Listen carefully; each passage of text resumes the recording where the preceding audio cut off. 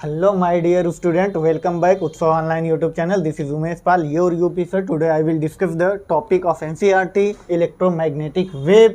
हम लोग numerical exercise कर चुके थे, अब हमें एडिशनल एक्सरसाइज के क्वेश्चंस करने हैं। क्या एडिशनल एक्सरसाइज के लिए हमें थोड़ा सा advance, it means extra ordinary होना पड़ेगा। ठीक है, तो आइए चलिए हम लोग क्वेश्चन को देखते हैं। क्वेश्चन नंबर 11 जो कि एडिशनल एक्सरसाइज है बेटा, इसमें वो कह रहा है फर्स्ट क्वेश्चन 11 नंबर, मैं बुक को रख सकता हूँ और आप लोग आई होप कि आपके पास बुक होगा और हम क्वेश्चन को रीड करते हैं। Suppose that the electric field a part of electromagnetic wave in vacuum if, equation दिया गया है 3.1 न्यूटन पर कूलम कॉस 1.8 रेडियन पर metre into Y plus 5.4 into 10 के पावर -6 रेडियन पर second into T I cap. It means X axis, positive X axis में अगर electric field का डायरेक्शन है तो मैग्नेटिक फील्ड का डायरेक्शन निगेटिव, क्या बेटा, निगेटिव वाई एक्सिस में होगा। किस में होगा? निगेटिव वाई एक्सिस में होगा। तो आइए हम लोग पहले इक्वेशन को राइट करते हैं बेटा। सॉरी, बहुत अच्छे से देखिएगा आप लोग, जो क्वेश्चंस हैं हमारे एडिशनल एक्सरसाइज बहुत अच्छे क्वेश्चन हैं और इनको प्रायोरिटी देना हमारा धर्म है, कर्म, जन्म सिद्ध अधिकार भी है, आप कह सकते हो। Question number 11 additional exercise, chapter number बेटा कौन सा है? 8 चैप्टर 8, जो कि हमारे बोर्ड एग्जाम में नहीं आने वाला बट नीट में क्वेश्चन आने वाला है। क्या नीट में क्वेश्चंस आने वाले हैं? 11 का दिया गया है। इक्वेशन कितना दिया गया है बेटा? इक्वेशन दिया गया है सर 31, इलेक्ट्रिक फील्ड दिया गया है, electric field due to X axis 3.1 cos theta, 3.1 cos 1.8 कितना दिया गया है? 1.8 रेडियन पर मीटर, रेडियन पर मीटर लिखना जरूरी नहीं है, इन वाई प्लस 5.4 इंटू 10 के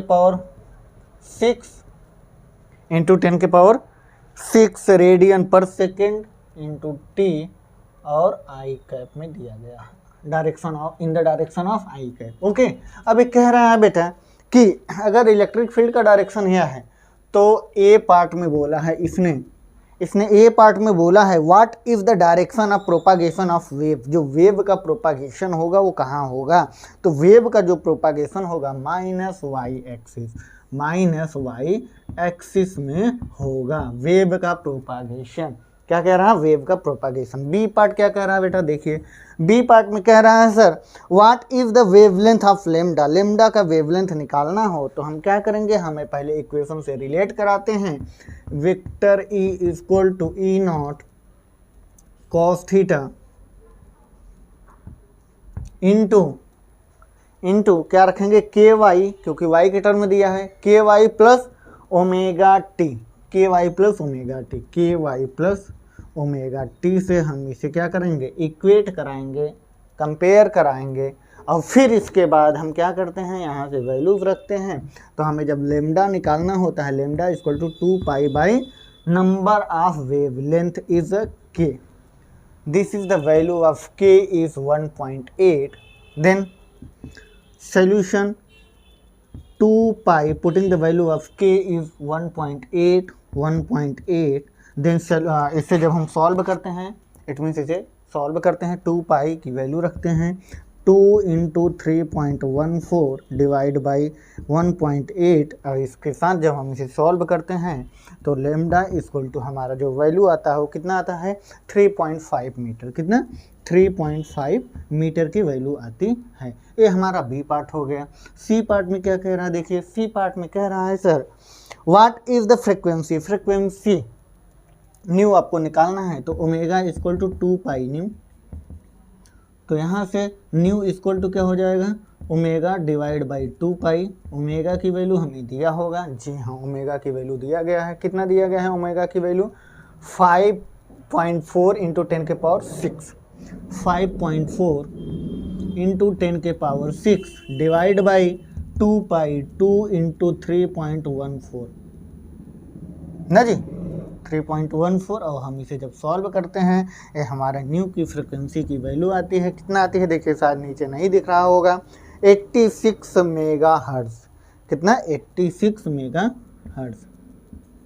मेगाहर्ट्ज़। ये हमारे आंसर हो गया सी पार्ट का। अब हम आते हैं कौन सा पार्ट हमारा, D. What is the amplitude of the magnetic field. अच्छा, मैग्नेटिक फील्ड का जब आपको एम्पलीट्यूड निकालना हो तो आपको पता होना चाहिए, एम्पलीट्यूड ऑफ मैग्नेटिक फील्ड जब आपको निकालना हो तो B naught equal to E naught divide by C. E naught की वैल्यू, ई नॉट कंपेयर कराते हैं तो ई नॉट की value 3.1 into divide by 3 into 10 to the power 8, और जब हम इसे सॉल्व करते हैं तो कितना आ जाएगा, ये 3 1 जा 1.03 इंटू 10 टू द पावर -8, और हम इसे सॉल्व करते हैं तो 10 इंटू 10 के पावर -9, 10.3 इंटू 10 के पावर -9, और इसे हम लिखते हैं टेस्ला, ठीक है, और इसे हम लिखते हैं 10.3 nano tesla. This is the answer of B, magnetic field. Okay, ये हमारा कौन सा पार्ट हो गया, डी पार्ट हो गया। अब आइए नेक्स्ट पार्ट में। नेक्स्ट पार्ट हमारा क्या है बेटा, E part. Write the expression for the magnetic field part of wave. अच्छा, यही मैग्नेटिक फील्ड को यहाँ पे रखो, ई नॉट है यहाँ पे बी नॉट रखो, इट मीन्स यहाँ पे बी नॉट की वैल्यू रख दो, तो आप लिखोगे vector B is equal to E part ना बेटा, vector B is equal to कितना आया है 10.3 क्या है 10.3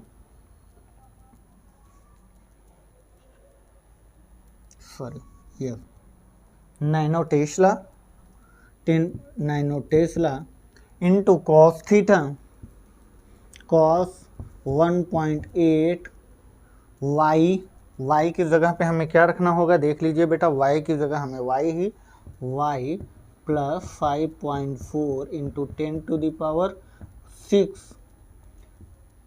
टी, देन के कैप हो जाएगा, क्योंकि मैग्नेटिक फील्ड हमारा के कैप में होगा। This is the answer of this question number 11, A part, B part, C part, D part and E part. Okay, अब हम आते हैं क्वेश्चन नंबर 12 पर। बेटा ये जो एडिशनल क्वेश्चन हैं कुछ है नहीं, बस थोड़े से एक्स्ट्रा, आप क्या सोचते हो इस टॉपिक को लेकर के, आपकी थिंकिंग क्या है, आपका ऑब्जर्वेशन क्या है, आपका एनालिसिस क्या है, बस यही ये चाहता है, इसीलिए एडिशनल क्वेश्चन को ऐड करता है। मतलब इन्होंने कुछ एक्स्ट्रा ऑर्डिनरी बनाने के लिए आपकी हाई थिंकिंग, जिसे हम थिंकिंग बेस्ड करते हैं ना, तो वो सब टाइप के क्वेश्चंस हैं जो कि बहुत अच्छे क्वेश्चन हैं। अब आइए क्वेश्चन नंबर 12 को हम लोग देखते हैं। क्वेश्चन नंबर 12 कह रहा है about 5% of power of a light 100 watt light bulb is converted to visible radiation. What is the range intensity of visible radiation? First, at the distance of 1 meter from the bulb and B part at the 10 meter. जी हाँ, अब हम लोग ये solve करते हैं question number 13 को, 12 को, तो हमें यहाँ से इरेज करना होगा। तो आई होप कि आप लोग पॉज करके कॉपी कर लिए होंगे। तो हम क्वेश्चन को इरेज करते हैं और हम लोग आगे चलते हैं। बेटा देखो, दरअसल बात यह है कि जो हमारी टॉपिक है एनसीईआरटी, या जो हमारा क्रैश कोर्स चल रहा है एनसीईआरटी बेस्ड, हम 5 सितंबर तक दोनों बुक ख़त्म कर देंगे, 12th की दोनों पार्ट। 11th की जो पार्ट्स हैं उसमें आपका कॉन्सेप्ट ऑफ फिजिक्स यूट्यूब के चैनल पर आप जाओगे, बाय उमेश सर सर्च करोगे तो भी आ जाएगा। उसमें 11th के दोनों पार्ट्स हैं जो कि हम न्यू स्पीड इंस्टीट्यूट में पढ़ाते हैं, तो वहाँ पर हमारे सारे कंटेंट पड़े हुए हैं। ठीक है, तो आप वहाँ पे डिजिटल बोर्ड पे है तो अच्छा रहेगा, आप लोग के लिए कंटेंट बहुत सही रहेगा। ठीक है, तो आइए क्वेश्चन नंबर हम लोग 12 की तरफ चलते हैं। 12 क्वेश्चन में क्या दिया है, 12 क्वेश्चन में कह रहा है intensity is equal to I intensity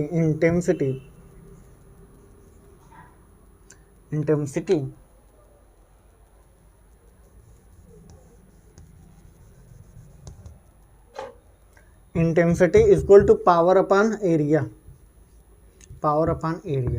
तो यहाँ पे हम power of 5% 4 pi R square, then R की वैल्यू 1 मीटर ए पार्ट में दिया है, ए पार्ट में आर की वैल्यू कितना दिया है, R is equal to 1 metre, तो हम रखेंगे 5 इंटू 4 पाई इंटू 1 मीटर, 1 का स्क्वायर करोगे और जब हम इसे सॉल्व करते हैं तो 5 इंटू 4 पाई, और जब हम इसे कैलकुलेट करेंगे बेटा, कैलकुलेशन बहुत इंपॉर्टेंट है, जब आपका कैलकुलेशन सही होगा तब आंसर आपका सही होगा। ये आएगा 0.4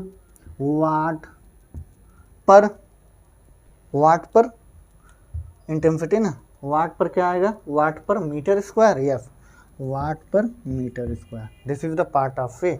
अब पार्ट बी की तरफ हम लोग चलते हैं, तो पार्ट बी देख लीजिए क्या कह रहा है, 10 मीटर पर कर रहा है, तो ये 1 मीटर पर निकाले हैं। देन इसी वैल्यू को हम क्या करेंगे, इसी वैल्यू में, इट मीन्स हमें पता है इंटेंसिटी इसमें भी निकालनी है, तो हम क्या करेंगे, 10 मीटर पर 5% of 4 pi R square, R की वैल्यू यहाँ पे आप क्या रखोगे, आर इक्वल टू रखोगे 10 मीटर, तो 10 का स्क्वायर कर दोगे। देन इसका 5% डिवाइड बाई 4 पाई की वैल्यू कितना आया है, 0.4 वाट पर metre square into divide by 10 का स्क्वायर करोगे 100 आ जाएगा, इसे डिवीज़न कराओगे, इट मीन्स लिखोगे क्या लिख सकते हो आप लोग लिख सकते हो, यहाँ मत लिखो, यहाँ पे लिखोगे 4 इंटू 10⁻³ वाट पर metre square of intensity, this value as a 10 metre पर।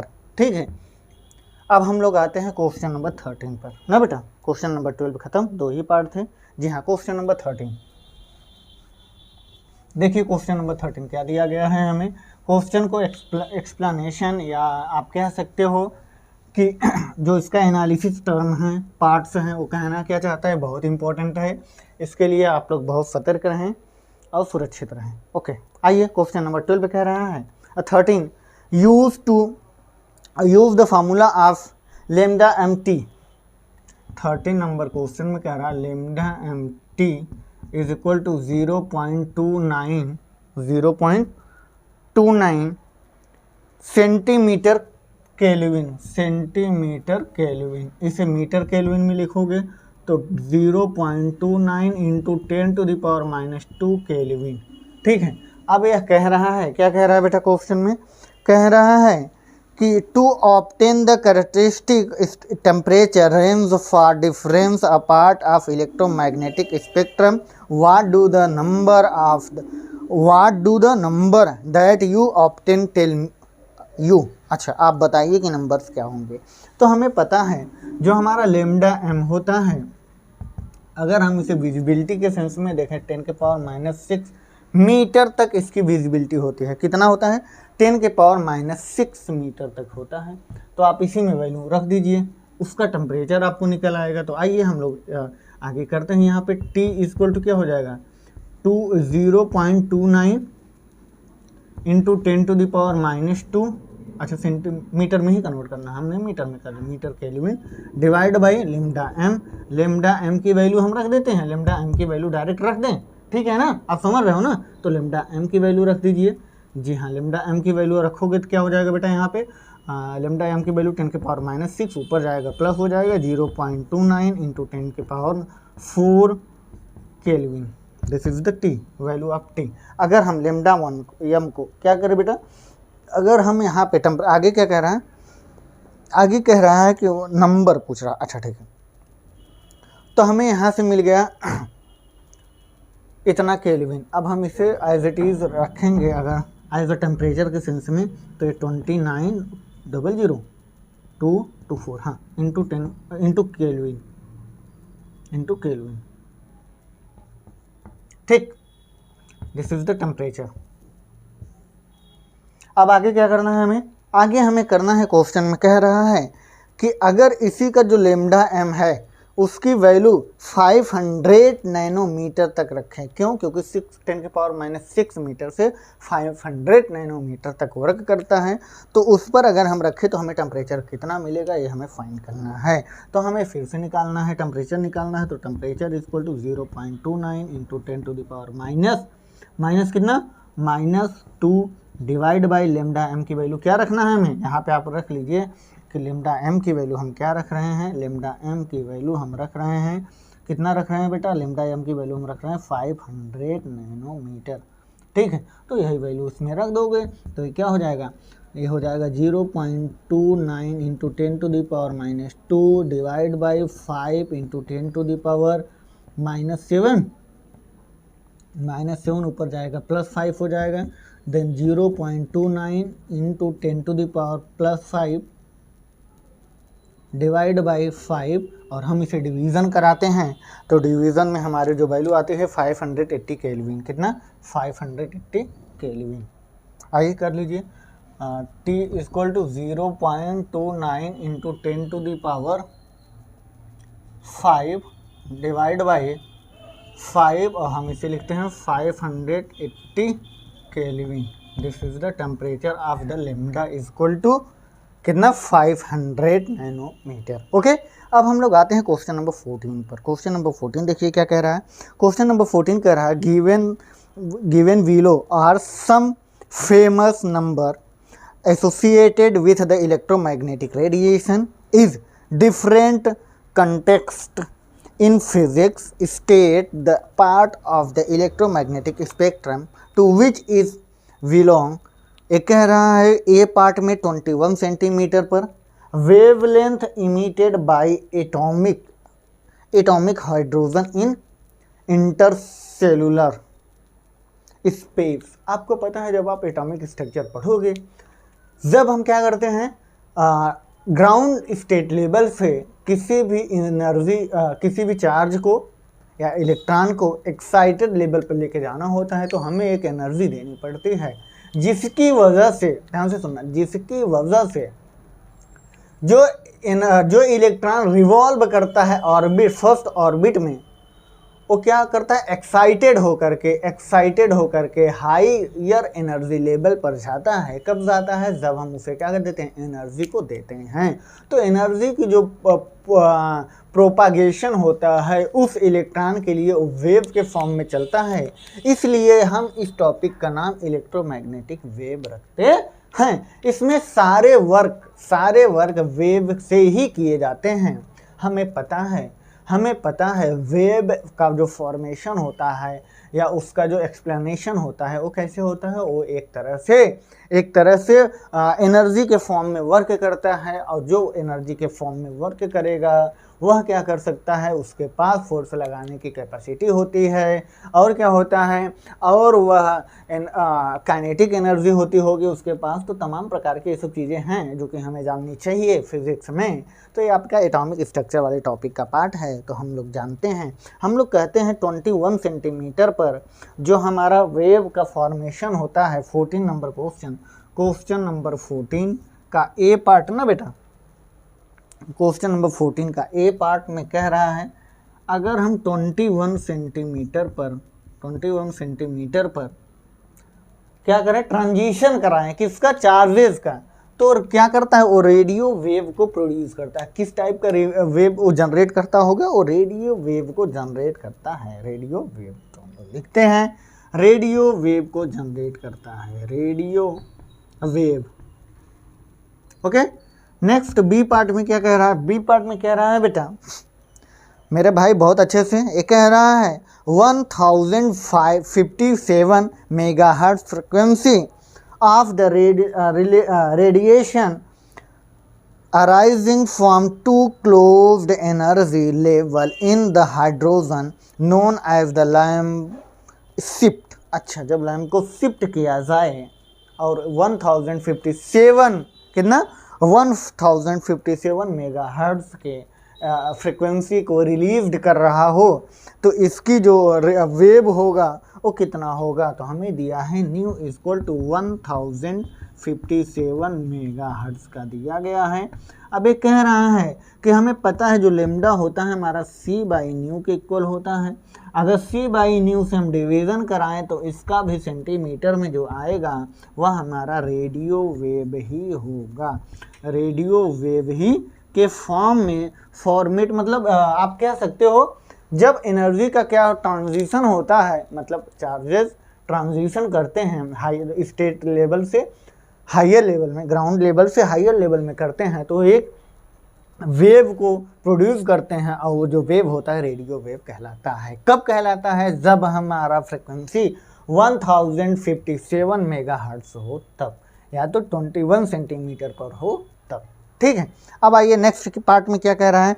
नेक्स्ट पार्ट में कह रहा है इसका C part, 2.7 kelvin temperature associated with the isotropic radiation filling all space through to be relic of the big bang origin of the universal. अच्छा, universal का मतलब होता है सारी चीज़ें सही हो। तो आइए सी पार्ट में हम लोग देख लेते हैं हमसे क्या पूछ रहा है, तो हम इस तरफ इरेज करके सॉल्व करते हैं। ठीक है,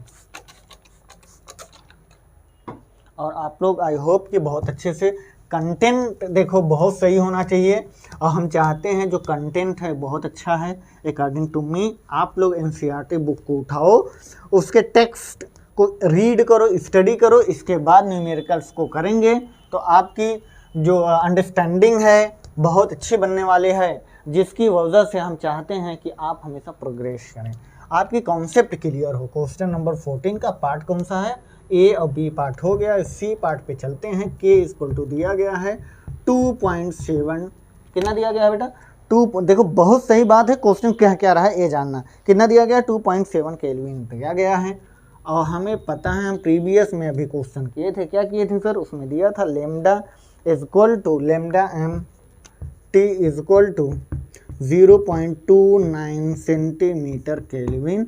अब हम यहाँ से लेमडा के की वैल्यू हमें निकालनी है, सॉरी जी हाँ, ओके कुछ गिर गया बेटा। तो यहाँ से हमें क्या निकालना है, यहाँ से हमें निकालना है लेमडा एम, जबकि टेम्परेचर हमें दिया गया है इतने केल्विन का टेम्परेचर है, sorry this is the value of T. Okay, then lambda M equal to 0.29 into 10 to the power -2 kelvin divide by T is the 2.7 kelvin, kelvin kelvin cancel, this is the metre, and lambda M is equal to 0.29 into 10 to the power -2 divide by 2.7, और हम इसे division कराते हैं, value कितना आएगी जल्दी आप calculation करें, ये वैल्यू आएगी 0.11 into 10 to the power -2 metre, और इसे हम सेंटीमीटर में 0.11 centimetre of the value of lambda M, और यह भी हमारा कितना हो जाएगा, इसे हम माइक्रोवेव में कहेंगे, क्या कहेंगे, इसका जो ट्रांजिशन होगा वो क्या होगा, माइक्रोवेव में।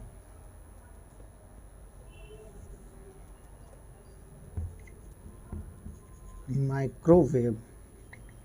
ओके, अब हम लोग आते हैं क्वेश्चन, इसका और पार्ट दिया गया है 14 का डी में कह रहा है कि 5819 एंगस्ट्रांग से 5896 एंगस्ट्रांग तक ये कह रहा है double line of sodium, sodium की जो डबल लाइन है ये किस तरह से एग्जिस्ट करेगी। तो आइए हम लोग देखते हैं इसका नेक्स्ट पार्ट देखते हैं, सी के बाद डी। चलिए, क्वेश्चन बहुत अच्छा है और आई होप कि आप लोग हमारे साथ हों, और अपना साथ अपना विकास, सबका साथ सबका विकास आप कह सकते हो, लेकिन फिजिक्स में साथ दोगे तो फिजिक्स आपके विकास, देखो फिजिक्स का मतलब क्या है, physics as pronunciation and existence of your future. जब हम फिजिक्स का नाम लेते हैं तो फिजिक्स हमें रियलाइज कराता है कि किस तरह से हमारे लाइफ को जीना चाहिए, क्योंकि हमारी जो फ्यूचर है वही डिपेंड करती है। तो हमारी फ्यूचर बेहतर बना सकते हैं हम फिजिक्स को पढ़ के। फिजिक्स का प्रोनाउंसिएशन आप करोगे ना तो उसमें लगता है कि फ्यूचर नामक ऐसा कुछ एडिक्शन होता है, तो जाहिर सी बात है ऐसा होता है। क्यों? क्योंकि हम लोग देखे हैं, क्या देखे हैं हम लोग यह देखे हैं, जब हम चीज़ों को स्टडी करते हैं या किसी पर्टिकुलर टॉपिक को बहुत अच्छे से एनालिसिस करते हैं तो उसके साथ हम कनेक्ट होते हैं। जैसे हमने कह दिया साइंस, साइंस का मतलब क्या होता है, सोचना। जब आप सोचना स्टार्ट कर दोगे तो क्या होता है, आप साइंस में एग्जिस्ट करने लग जाते हो। आपने कभी देखा है एयर इस तरफ फ्लो होते हैं, कभी कभी देखो इस तरह होने लगते हैं, तो क्या है, डायरेक्शन चेंज क्यों हो गया, ऐसा क्या है नेचर में। जब आप इस तरफ सोचने लग गए, मेरे भाई गलत सोचो, और आप जब सोचने लग गए, मैं विश्वास करता हूँ भाई, अपने आप पे नहीं, मैं आप पे विश्वास करता हूँ कि जिस दिन आप सोचने लग गए कि ऐसा क्यों हुआ, इसका क्या कारण था, हाउ और वाई के पीछे जिस दिन आप लग गए, आप साइंस में एग्जिस्ट करने लग गए। ये बात आप हमारी नोट करके रखें, क्योंकि साइंस में वही बंदा एग्जिस्ट करता है जो सोचता है। कुछ सोचो, गलत सोचो, सही सोचो। मेरे भाई नेचर क्यों डेवलप कर रहा है, क्या है उसके पास ऐसा? सूर्य आज तक वही है, मेरे दादा के ज़माने में जो था वही है आज तक। क्या एंड्रॉइड फ़ोन वही था, कीपैड था बेटा। इस समय हम फ़ोन से या कैमरे से क्या कर रहे हैं, वीडियो को रिकॉर्ड करके आपके पास पहुंचा रहे हैं। क्या कितना डेवलपमेंट हुआ, यही तो है सोच। इसी के लिए हम कहते हैं कि साइंस पढ़ना बहुत ज़रूरी है, और साइंस में फिजिक्स पढ़ना उससे भी ज़्यादा ज़रूरी है। बात समझ रहे हो ना? एक अच्छा बहुत अच्छा का बहुत अच्छा दुश्मन होता है। ध्यान से सुनना, एक अच्छा बहुत अच्छे का बहुत अच्छा दुश्मन होता है। अगर आप अच्छे हो, बहुत अच्छा करना चाहते हो, तो अच्छा वाले का दुश्मन होगे तभी तो आप बहुत अच्छा करोगे। आप बेहतर से बहुत बेहतर करना चाहोगे तो बेहतर का दुश्मन बहुत बेहतर होता है। बात समझ में आ रही है ना? तो इन सब चीज़ों को बहुत अच्छे से आप ध्यान दीजिए। आप एक्स्ट्रा ऑर्डिनरी स्टूडेंट तभी बन सकते हैं जब आप अच्छे स्टूडेंट से दुश्मनी करेंगे। और अच्छे लेवल पे जाने के लिए आपको तमाम प्रकार की चीज़ें पढ़नी पड़ेगी। कभी आप स्कूल के लिए मत पढ़ो। कोई स्कूल का टॉपर कुछ बना है आज तक? नहीं बना है मेरे भाई। फेलियर चीज़ें सारी चीज़ें करती हैं। आपको पता है अच्छी वर्मा ग्रेजुएशन, उनकी हिस्ट्री तो देखो मेरे भाई। ग्रेजुएशन आज IIT वालों को पढ़ाते हैं, उनकी बुक कितनी चलती है। एलोन मस्क मेरे भाई, कौन वो लोग पढ़े हैं? नहीं पढ़े हैं। जॉब बेजोस, इसके बाद आप उनको देख लीजिए, वारेन बफेट, भाई ये सब देश चला रहे हैं। सरकारी नहीं, सरकार बनो। जिस दिन आप नौकरी के पीछे भागना बंद कर दोगे उस दिन नौकरी आपके पीछे भागेगी। आप काबिल बनिए, कामयाब कभी मत बनिए। कामयाब तो यार ऊपर वाला बनाएगा, काबिल तो बनो पहले उसके। बात समझ रहे हैं? हम देखिए नीट IIT वालों को पढ़ाते हैं, इसका मतलब मैं MBBS IITian नहीं पैदा कर रहा हूँ, मैं उसके काबिल बना रहा हूँ। वो तो कॉलेज आपको बनाएगा ना कि आप IITian है, डिसाइड करेगा वो, एग्ज़ाम आपकी डिसाइड। मैं आपके उसके काबिल बनाता हूँ। मैं आपको डॉक्टर नहीं बनाता, मैं आपको उसके काबिल बनाता हूँ। तो हमारे साथ बी डॉक्टर विथ डॉक्टर, जैसे हमारे साथ हैं डॉक्टर शुभम अवस्थी। अब देखिए वो नीट क्वालिफाई करके इस समय कॉलेज में हैं, तो आपको बायोलॉजी पढ़ाते हैं। पता है उनके अंदर जो अंडरस्टैंडिंग है टॉपिक को रीड करने का, टॉपिक को निचोड़ जिसे कहते हैं ना, NCERT डिकोडर, भाई साहब गजब करता है बंदा। तो हम चाहते हैं उनके साथ जुड़ो। तो लोग पता नहीं यार, यूट्यूब पे बहुत लोग पढ़ा रहे हैं मेरे भाई। सही कंटेंट मिलना बहुत ज़रूरी है। हम आपको IITian नहीं बनाएंगे, हम आपको MBBS नहीं बनाएंगे, लेकिन उसके काबिल जरूर बनाएंगे। तो हम चाहते हैं, काबिलियत होना बहुत ज़रूरी है। काबिल बनो, कामयाब नहीं। जिस दिन आप काबिल बनना स्टार्ट कर दिया, आपके पीछे हाथ धो करके दुनिया पड़ जाएगी। बनो तो काबिल। ठीक है, आइए हम लोग क्वेश्चन नंबर कौन से थे? 14 का C, 14 का D करने वाले हैं। 14 का D में क्वेश्चन दिया गया है, देख लेते हैं हम लोग 14 का D क्या कह रहा है बेटा। अच्छा 8:30 बज गया क्या?